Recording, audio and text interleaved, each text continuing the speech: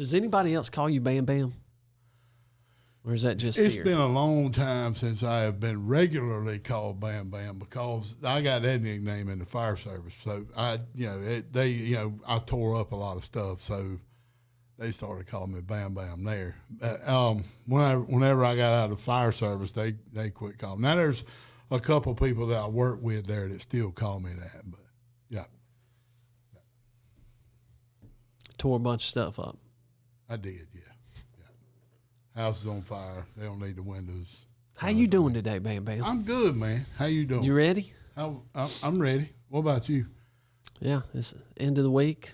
I'm ready. How was your ride in this morning? It was fine. Yeah, it was still. I stayed on the phone the whole time. Do you talk on the phone on your way to work? I try not to. I try to listen to music, especially on Fridays. I try to listen to a little bit of music. If I get in your car right now, what kind of music is playing in Bam Bam's car? Truck. 80s hair bands. Yeah. That's your jam. Yep. Since I don't have any, I like listening to hair bands. Bon Jovi. Well, yeah, who is that? I listen to all genres. Who's that?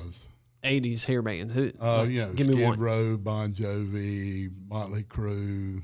I like Iron Maiden, stuff like that. But I listen to all genres. It just depends on what my mood is. Today it was 80s hair band. Today I was needing a little pep. So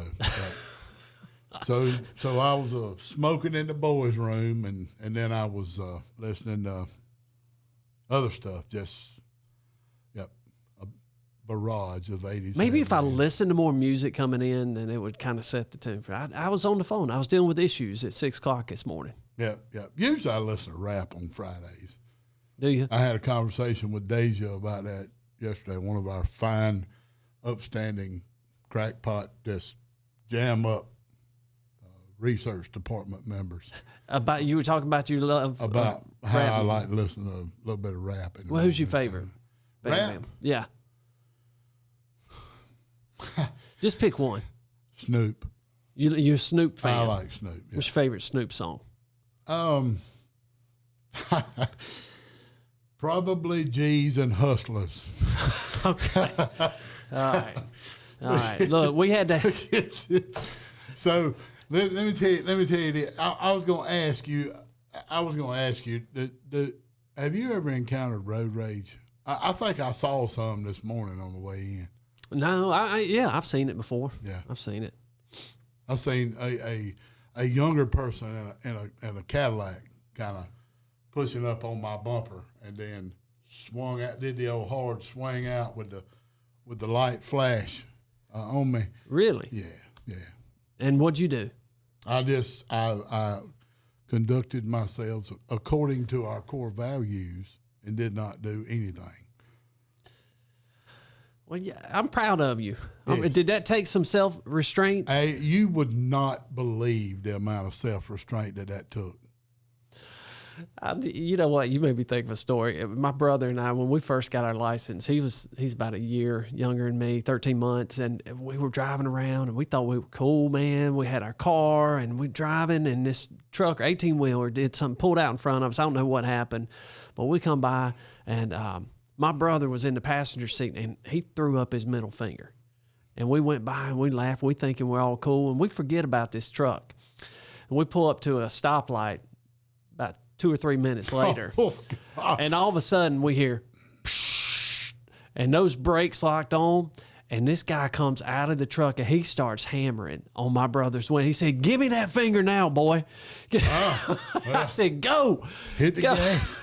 Big pedal on the right. You can't do that anymore. You can't. No. Well, I'm proud of you. I'm glad you didn't do anything. I restrained myself. Now, if I'd have been in my personal vehicle, I would have probably waved at them with half the peace sign. But I try to, You were representing the brand. Yes. Yeah.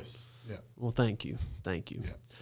You got a guest for us today? I do, man. I do. And he's a buddy of mine. And you ready? You ready to bring him in? I'm ready to bring him in. Well, let's get to it.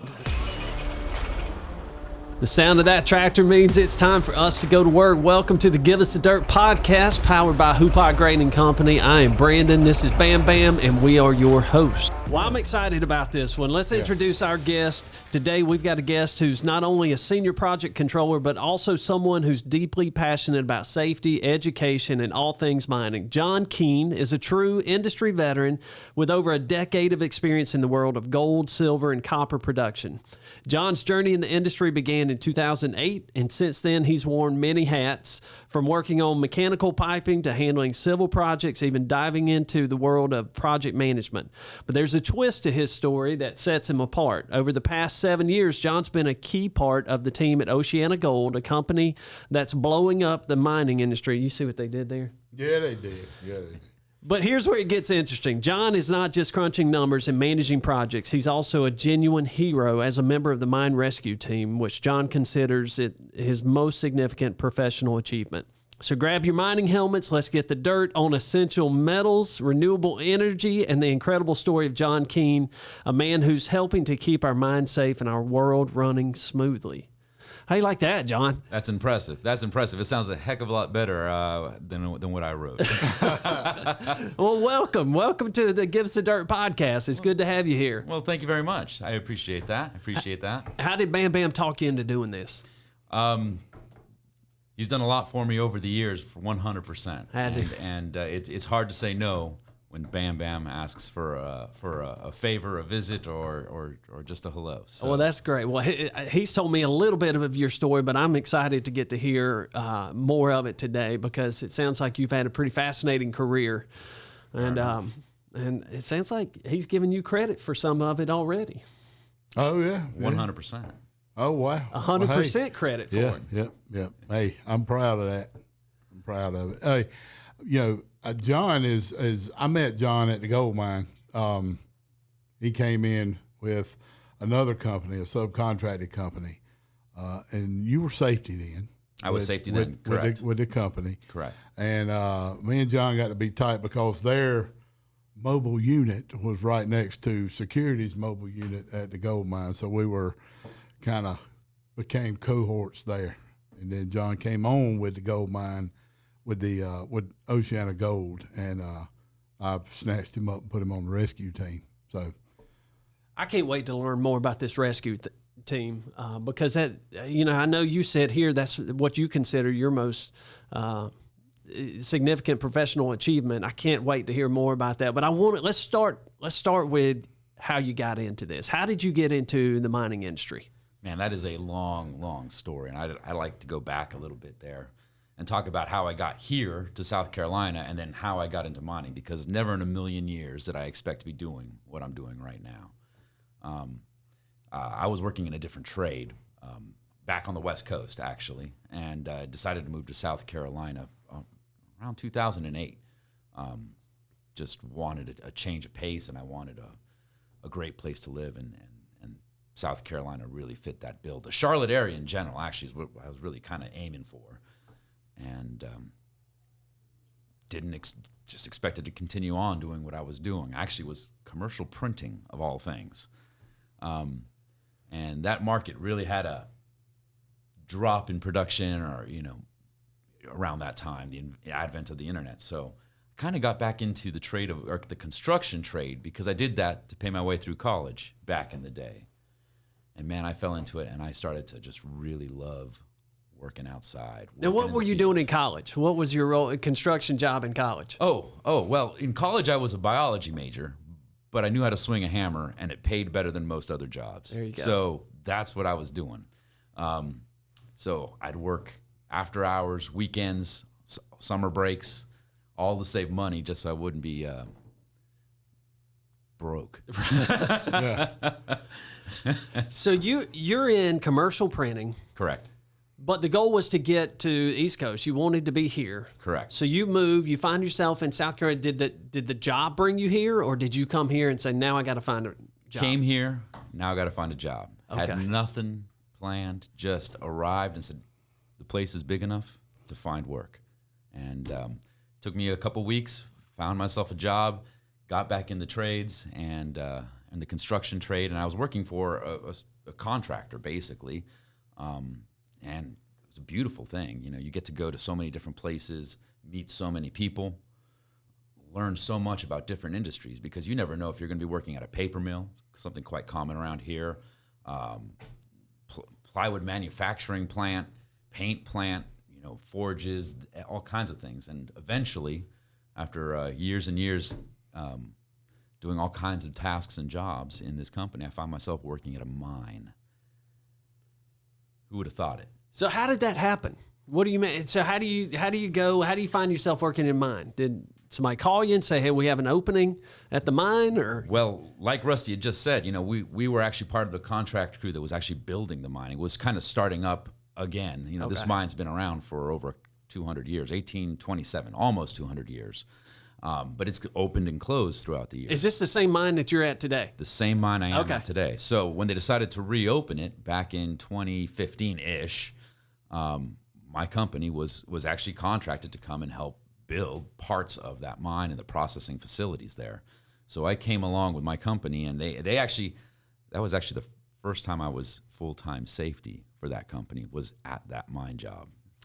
I remember this mine opening back up, and it was I remember it because I had, like most people in this area, had no idea that there were gold mines around this area. That's still true. That most people don't know. Yeah, correct. I had no idea, but evidently the gold mining was huge around here. We've got several abandoned mines in this area. Multiple. Wow. Heck, there's even a state park just north of here in, is it Monroe? Not Monroe. The Reed Gold Mine. Reed Gold Mine. Yeah, Reed Gold Mine. Yeah. So that's an old abandoned mine, same era as Hale Gold Mine was down in South Carolina. Wow. It started around the same time. Same vein. Mm-hmm. A lot of people don't realize that the gold rush was here before it was out west. So that's that, and a lot of people, when you tell people that you used to work at a gold mine like I did or that John does, and they're like, "Where's it at?" Nobody knows. So what was that first job? The first job I was working at the mine. I was working as a safety representative for the company that I was working for. And I think I was doing that for about 8-9 months, from December through August, basically. And I was trying to keep my crew, as safe as they possibly could be our primary concern. But still, helping our company deal with our client, which is a huge part of anybody.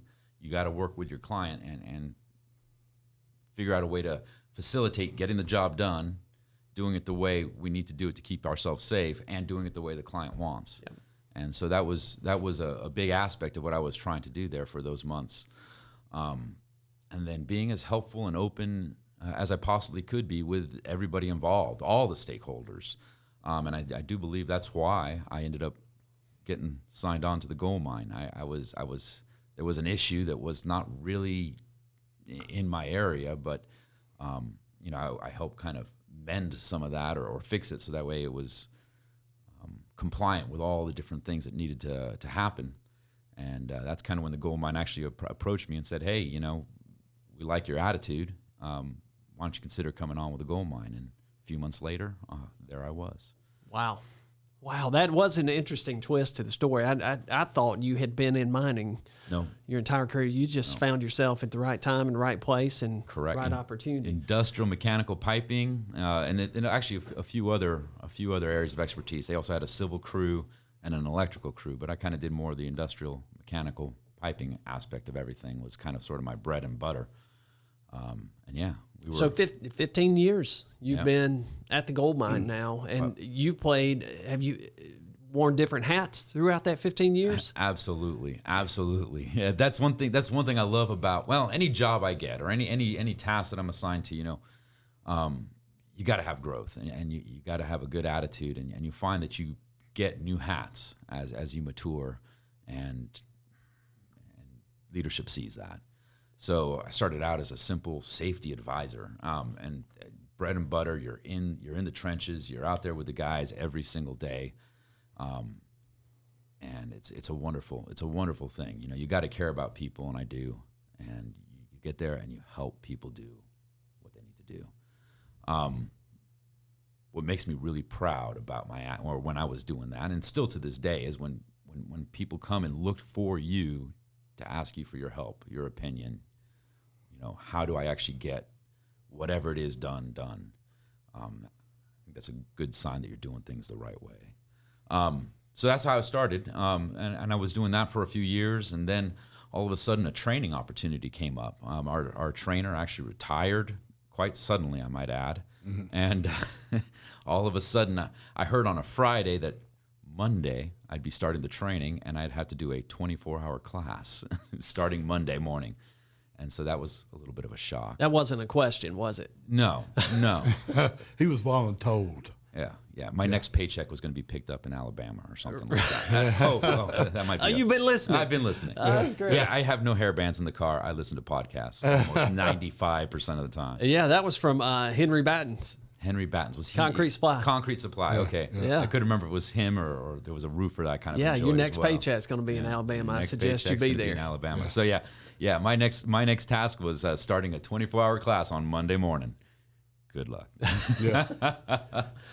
But yeah, so then I was a trainer there for quite a while, and man, I did enjoy that job, and I will say that it does get a little bit repetitive after a while. And one of the saving graces was every Thursday morning, old Bam Bam would come and teach a little 2 hours for me just to get me away from that classroom for just that little bit of time. And man, did I appreciate that 100%. Yeah. You have no idea. What was your role at the time? So you guys, when you were working together, what were you doing, Bam Bam? That was right between whenever I transitioned from security to safety. So I was actually doing security and safety, and then the corporate safety guy come over there and said, "You're now safety." So you got the same interview that John did. I did. Yes, I did. Yeah. The same guy may have interviewed us, but yeah. So it's actually not a bad strategy. Yeah. I like that. We might have to do that. Hey, your next job is this. Yeah. Don't pull in here Monday morning. Go to there. Yeah. It's a little bit scary, but you're like, oh, okay, I got a weekend to prep or whatever, but yeah, I would go over there and try to help John out because I knew that being in the class and the same thing for the students as well. John's a wonderful instructor, one of the best that you'll ever sit through a class in.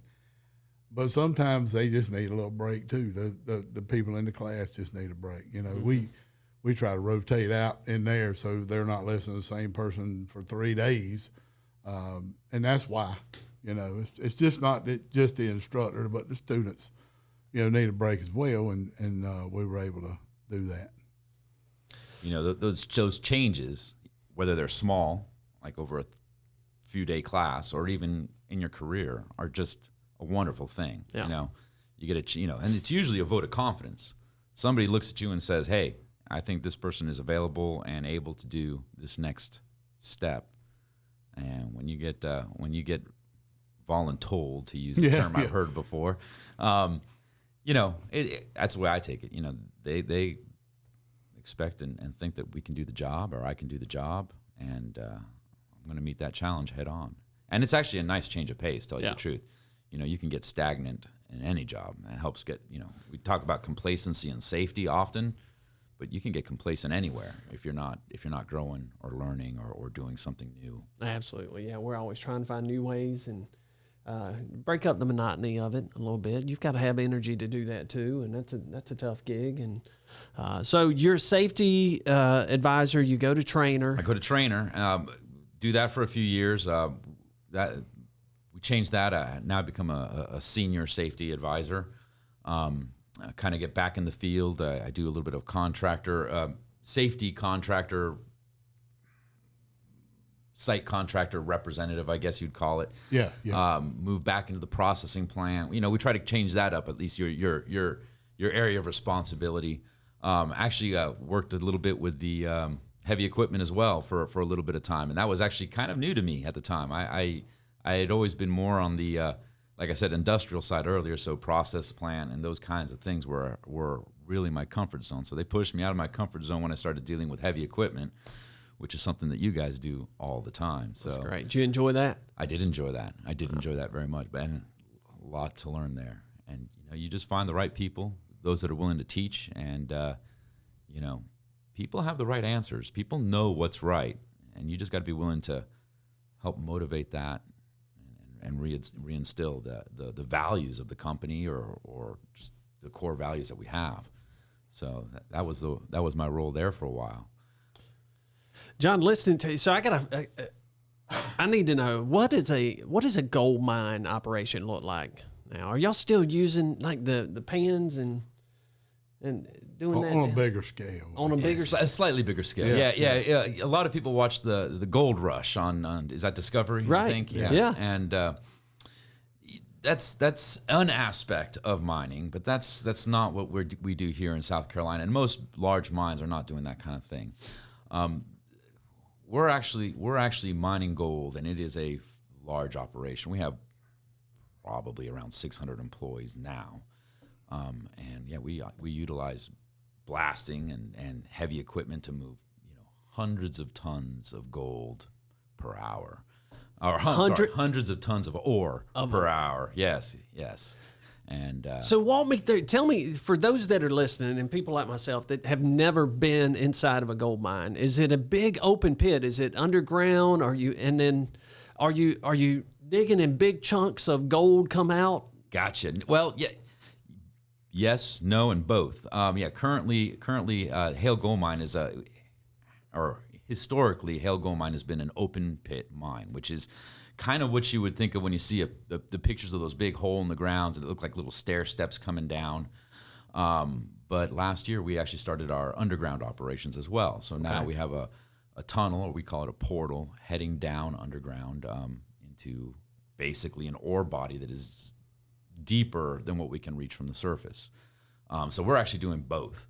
And like I said, we're blasting the material and moving it up, moving it onto the surface from underground, or just transporting it from the pit and taking it to a large crusher and feeding a processing plant that grinds everything down and then extracts the gold through that chemical process and then melt it down and sell that. So that's how do you extract the gold? Are you floating it? Yeah, we float. Yeah, and once we grind everything down to a small enough particulate size, about 13 microns actually. Yeah, we float that gold and we send that through a leaching process where we extract the gold utilizing carbon, and we send that to our refinery and get that refined. So that's actually what we're doing there. And yeah, that's, like I said, hundreds of tons per hour just processing that material. That's incredible. It is. It's pretty awesome out there. Yep. You ever walked around and seen a gold nugget laying there on the ground? And I tell you what, the gold there is basically microscopic. Yeah. However, I've worked there 8 years, and I've always had my eyes on. I shouldn't say always, but often had my eyes on the ground. And do they weigh you when you leave? No. But you have to weigh in and weigh out every day. But I will say this: I'm still working, so I obviously haven't found. But yeah, no. I mean, obviously, there's securities there, and Rusty could talk about that. But unless you're, there's not the opportunity for that kind of. That's incredible. It sounds like an impressive operation. Obviously, a company like OceanaGold, they know how much gold is there. They know where it's at. You guys plan to be there a long time, I imagine. Indeed. A lot of people have said, our goal is to have parents, kids, and grandparents working there. Have all the different generations, and that actually has occurred. At the mine site, there are a few families that have 3 generations working there, and we hope to keep that going into the future, 100%. One of the things, and I love about your story, and I hear, as you talk about wearing all these different hats, the places where I can see you get excited are the times where you were out in the field, as you said, in the trenches with the team. Yes. Is that the case? Yes. Is that some of the best times you've had? Absolutely. Yeah. Absolutely. I mean, every member of the team is important. Every job on the mine site is important. From the first person you see at the gate to the last person you say goodbye to at the end of the day. We all pull together to get stuff done. But there's something about being at that leading edge where you got people that are doing that rugged work outside and being there, helping them. Those are some of the best days, and they can be long, they can be stressful, they can be wet, but you got a sense of satisfaction when you walk away and you got that task done or that. That's the piece that I bet people are always questioning. They hear long, stressful, wet, hot, dirty, and then they think, why would you want to go back? Why would that be one of the best times of your career? What is that? You get that satisfaction. You get that satisfaction of a job well done, a hard-won battle at the end of the day. Yeah. And there's not much better than that. Yeah. There really isn't. There really isn't. You made a change or a difference, one way or the other, and you can't. It's hard to replicate that kind of satisfaction in any other, sitting behind a desk. Yep. Yeah, and it helps you gain validity out there with the guys 100%. and girls out there as well, if you're out there with them. You've listened to some of the podcasts that we've done. And thank you, by the way. No problem. I told you we had a listener. Yeah, oh yeah. John's the one. John's the guy.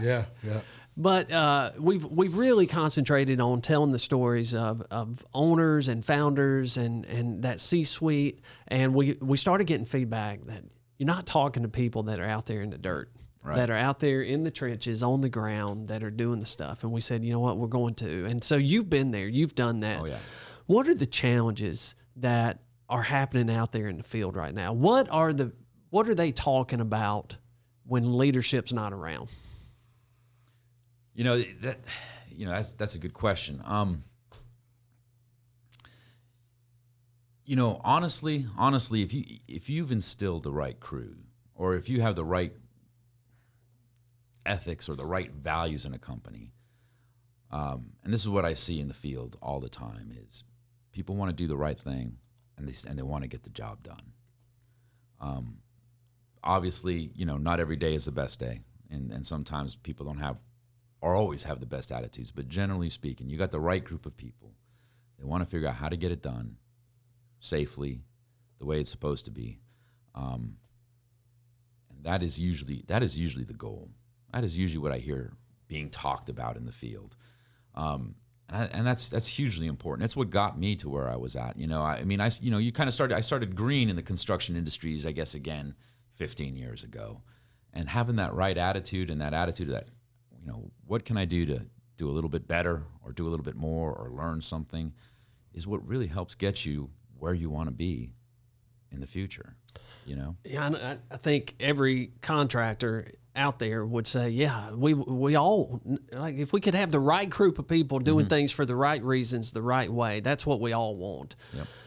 But how do you do that? And it sounds like you guys took an approach similar to what that you start growing them. You start teaching them. Yeah. Is that what you guys were doing there? Yeah, absolutely. Yes. And not necessarily bringing them in the classroom and teach them. It was teach them out in the field. Hey, let's look at it another way. Let's look at a different way to do this. I think there might be a safer way to do it, or a better way, or something that, may take a little bit more time, but, you're going to get to go home at the end of the day. And John was real good about that out there with them. Had a good rapport with everybody out there and out in the field and everything, out in the field and the processing plant all the way in the admin building. And that's how you build that rapport is, let's look at it from a different angle. Let me put a fresh set of eyes on it. But I ain't going to exclude your comments or your suggestions. We just going to talk about it. Oh, you want to use them. Yeah, absolutely. You need those. Nobody knows it better than they do. They know. Yeah. All you're there is to help guide somebody. But, yeah, that's the way to do it. You got to build that relationship with somebody. And like I said earlier, you want them coming in and saying, hey, I got a tough job here. I think I know what I need to do, but do you mind reviewing this or taking a look at it or giving me just your perspective of it? There's no better compliment to somebody who's a leader than when their guys come in and actually look for your assistance or your help in getting something done. Yeah, we talk about that in some of our training classes here. We talk about the 5 levels of leadership, and you start out, that first one is positional, right? You're the boss, and that's all they know you as. They're going to do what you say because they have to. But then you move into that next level where they're doing it because of the respect they have for you. You've earned their trust. You've got that respect. You've been out there in the trenches with them, and now they're coming to you because they respect who you are and what you know. Yep. Yep. So talk to me about the mine rescue team. Oh man, Is this like a SWAT team of just like the baddest dudes in the mining business, that just like an elite? That's what absolutely. It was why I had them. No, that it's actually kind of an interesting twist in a career or something to that effect, where it's actually a federal law that mines need to have a rescue team. And the concept behind that goes back a few years. In the event of some kind of emergency, a lot of local departments, the people that we rely on here in the United States, don't have the training or equipment for the specific hazards that you might encounter on a mine site. It's just a different beast out there. And so the law actually requires that mines actually have a team that's ready to deal with the issues that might occur at a mine site. So that gives every mine has a rescue team. And that's actually, kind of an interesting thing. And so I think Rusty said he was one of the initial here. I think he started the rescue team, if I remember correctly. And so he went out and recruited some top-notch people, and he even asked me to come and join the team as well. But no, it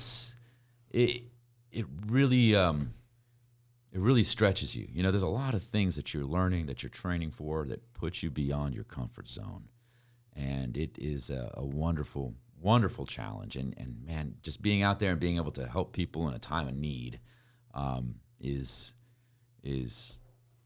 just an awesome responsibility, and just makes you feel like you did something great at the end of the day. Well, we hope that it's always training, but the reality is that sometimes you need to go out there and actually do something, and that has been something that has stretched me and helped me grow. And it's actually an interesting.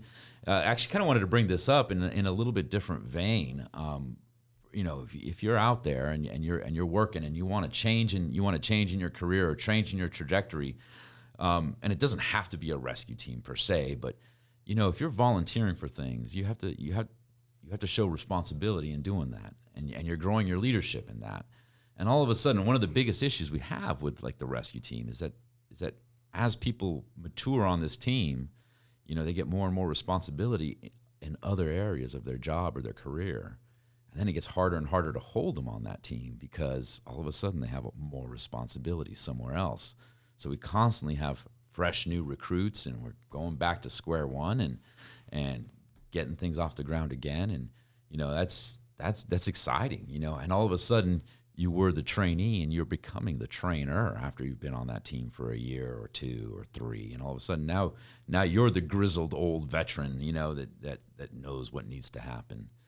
And before you know it, you might take a turn somewhere else. Someone sees what you're doing there. You have that responsibility, and you find yourself in a different position or a different schedule, and all of a sudden you got to juggle everything around. And it really is something that I'm very proud of. I'm very proud of, and getting a chance to do that and participate in that.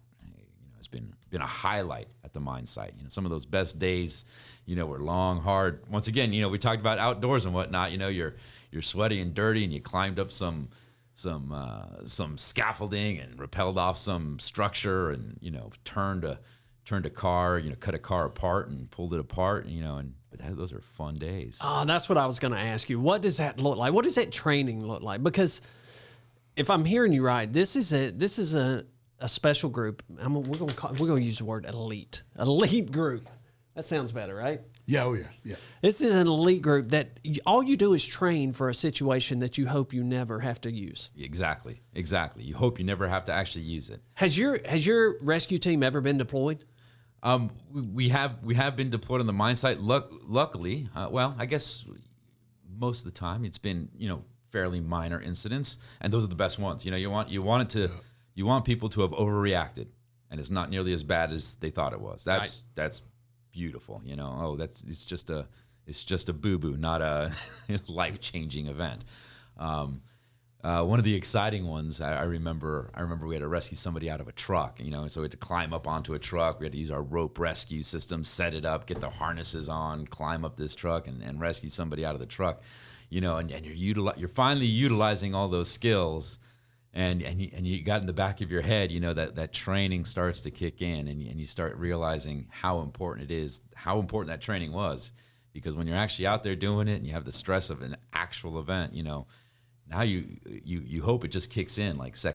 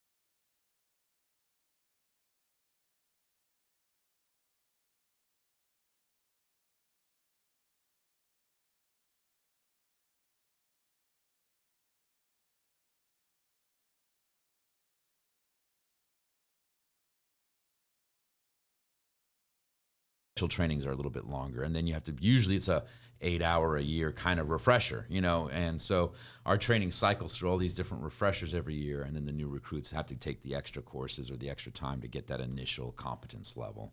And so that's kind of the way it goes. And then when we decide we're going to branch out and do something a little bit, you know, bigger or deeper, you know, we might all get sent on to something a bit longer or more in depth than what we normally get on a monthly basis.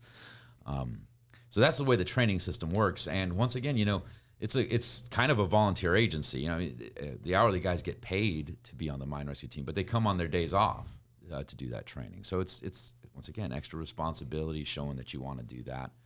And so that's kind of how. Oh, I didn't realize that. So they're in. volunteering for this. They're not getting paid to do that training. And well, no, they do get paid for the training. Okay. Yeah, if they're here, they get paid for that. But you know, it's on their scheduled days off. Gotcha. So you know, you're giving up some time off for, you know, for that training. So yeah, no, 100%, they get paid for that. That's really impressive. You were part of that elite team, Bam Bam? Yep. Yeah, I started it up. I think probably some of the funnest trainings, though, was whenever I'd get John started working on ropes and knots, because John took ropes and knots with his scouting background. I was a scout master for 10 years. And he dug into that. I mean, he really did. He could tie a knot. And I would get John started on that, and I would go get in a piece of equipment way up in the air, and I'd call him on the radio and go, "Come get me out of it. I've had a heart attack." And the rescue team would have to respond from the station and come out there and get me out of a situation that I had put myself into. And I trusted them that much that they're not going to drop me. You know, I'm not a little fella. There were a couple of times your eyes got a little big. I'm just saying. Yeah, it did get a little, yeah. But, you know, we would be out there. And what did that look like, man? Would they tied you up and they were pulling you out of this thing? Put me in a Stokes basket, a rescue basket, and lowered me down or brought me down or set up a ladder and, you know, tied a haul system down and slid me down the ladder. And you got to realize this piece of equipment is, I mean, the Komatsu 730 is a haul truck that carries 200 tons of material on it. So 35 feet in the air is where you're starting from. That's where the cab is. Yeah. So I'd tell them, get me down. And we'd be out there looking at something in the mine, and I'd walk away from the team, and I'd go lay down on, you know, one of the high walls, and I'd say, "I can't move," and they'd have to carry me out. I bet you had a blast coming up with different scenarios. I could see you loving that. Man. Yeah. We always wish the thin guy was the one that got but it never was. It was always it never was. It was always Bam Bam. And we had a mannequin, but I told him, I said, if you drop Rescue Randy, he's not going to holler. But if you drop Rescue Rusty, I'm going to lose it. So, yeah.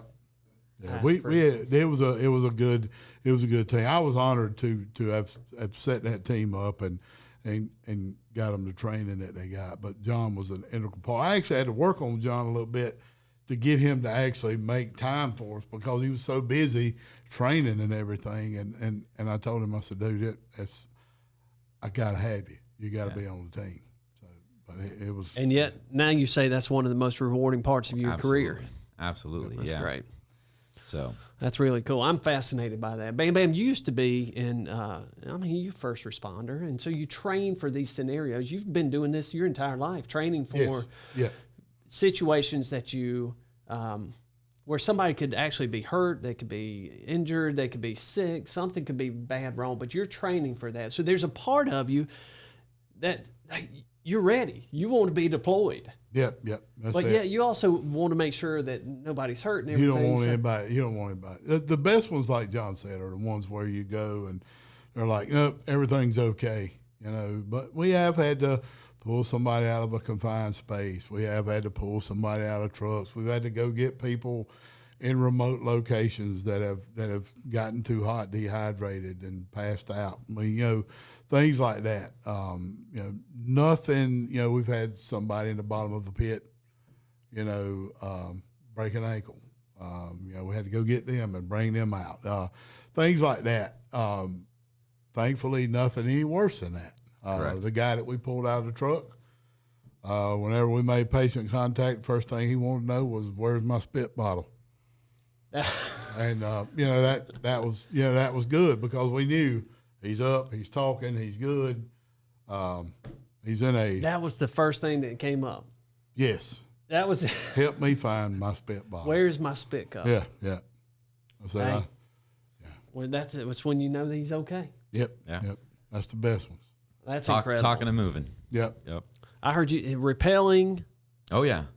Yep. Yeah, repellent. Like I said, hazmat. You get the full-on gear and the breathing apparatus and whatnot. Now we're in underground. We have an underground mine rescue team. They have a whole different system. Where you got to be able to basically have a self-contained breathing apparatus, an SCBA, and that lasts for 4 hours on average. But then when you're huffing and puffing carrying somebody, that air starts to run thin pretty quick.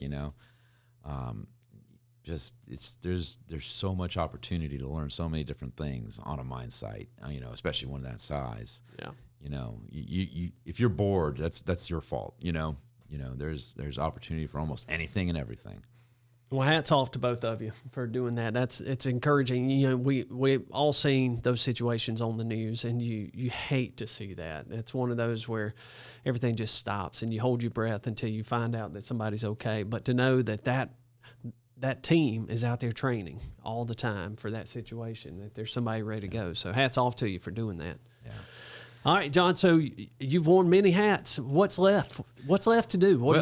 Well, recently I kind of stepped away from the safety department, and it kind of interestingly enough, I'm glad you asked that question. So I kind of went into, I'll just say project management as a broad brush issue there. So I'm actually working with capital projects, building infrastructure at the mine site now, and so I say this in air quotes, but it stepped away from safety, and you know what? I found that it's actually more important now than even when I was in the safety department, because I'm directly in charge of the people that are executing the job at the mine site, and I'm dealing with them on a daily basis, and I got to make sure that, or one of my goals is to make sure that they understand and know what they should and shouldn't be doing.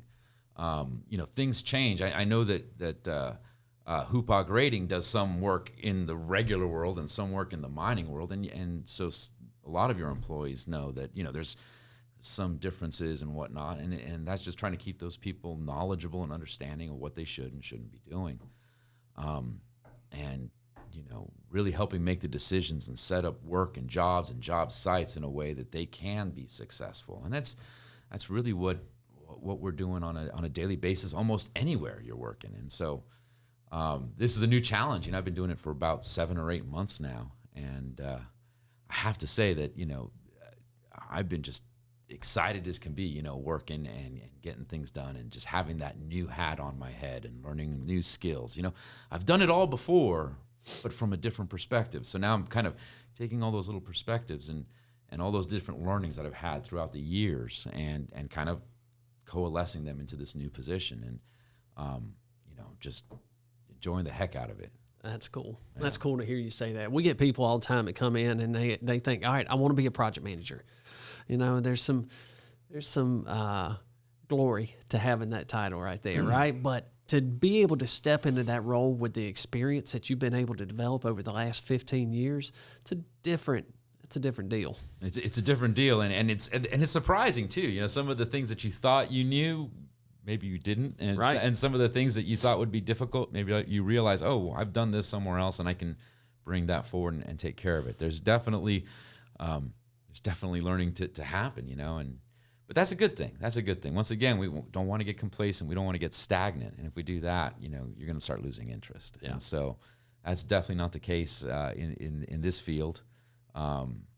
And once again, going back to that attitude is so important, making sure that you're willing to learn, put in the extra time, effort, and energy to get that knowledge under you and that ability under your belt so you can take that forward and utilize that for yourself and your team. Well, John, Bam Bam was not lying when he said you had a very fascinating story. This has been a lot of fun. I'm actually thinking about volunteering for the mine rescue team. Oh, okay. Yeah. I don't know if you're recruiting still. Yeah. But I don't know what the requirements are, but I'm thinking about volunteering. So, John's got a story that you've got to hear. All right. Oh, which one's this one? This is the one where you thought you saw me. Oh, good Lord. Yeah. Why are you just now waiting? This is. I just thought about this and. I was debating about bringing this one 45 minutes into the podcast, he just thought about this great story. Yeah, you got to tell him. What you got, John? So this actually goes back a few years. This Bam Bam is the kind of guy that has a presence, if you know what I mean. You kind of know if he's around or not around. It's just I agree with that. It just happens. I agree. Right? And so this was the process, the commissioning and the building process, and schedules are tight, deadlines are looming, everyone's behind. And so we were working 7 days a week, 12 hours a day, 365 days a year. In the year 2016, I think I had 2 days off. That was the job, and we've all had moments in our life where we have that job. And I remember it was midweek. It was like a Wednesday, maybe Tuesday or Wednesday. And Bam Bam wasn't at work. Everybody sort of kind of knew. No one had to say it, but we knew. It's kind of an odd thing, and it was also one of those weird days where I decided I was gonna go to lunch, and so I'm gonna leave site and go to lunch. Just needed a few minutes, and so went to the beautiful town of Kershaw and went and decided to go get some pizza. At the time, it was Gus's, good place in Kershaw if you're there. It's now called the Kershaw House of Pizza, and I go get something to eat, a sandwich of some sort, and I get in line, and there's Bam Bam in line right in front of me, wearing a pastel polo shirt. Little out of character, but it's kind of hard not to recognize that bald head and lack of neck. Yep. So me being the wonderful, helpful, respectful guy that I am, friend, there you go. Decide to say a few snide comments about Bam Bam right behind his back.